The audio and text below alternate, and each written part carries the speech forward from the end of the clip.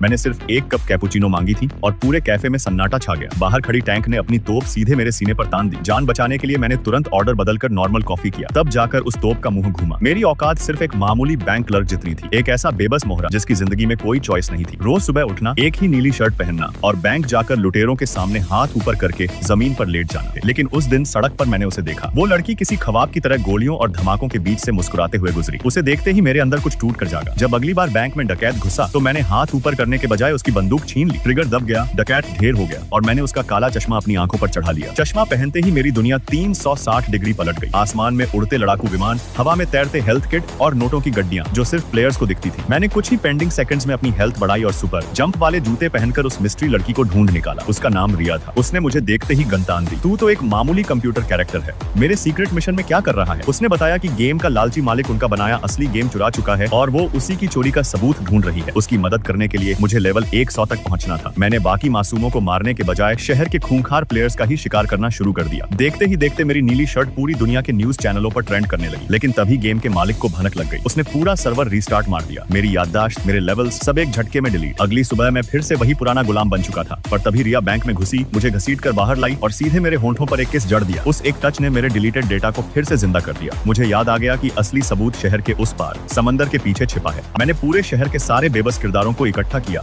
और बगावत छेड़ दी। गेम के मालिक की फट गई। उसने गेम के अंदर तबाही मचाने के लिए एक 8 फीट का मॉन्स्टर उतार दिया जिसने मुझे एक ही पंच में फुटबॉल बना दिया। जब मेरी मौत पक्की लग रही थी मैंने सुपर हीरो शील्ड और लेजर स्वॉर्ड एक्टिवेट कर ली। लेकिन असली दुनिया में वो पागल मालिक गेम के मेन सर्वर पर हथौड़े बरसाने लगा। पूरी जमीन पाताल में धंसने लगी, आसमान फटने लगा और समंदर का पुल टूटने लगा। मैंने अपनी पूरी ताकत झोंक दी और उस ढहती हुई दुनिया से समंदर के पार एक आखिरी छलांग लगा दी। लेकिन क्या मैं उस पार पहुंच पाया या उस सर्वर के साथ मेरा वजूद हमेशा के लिए मिट गया?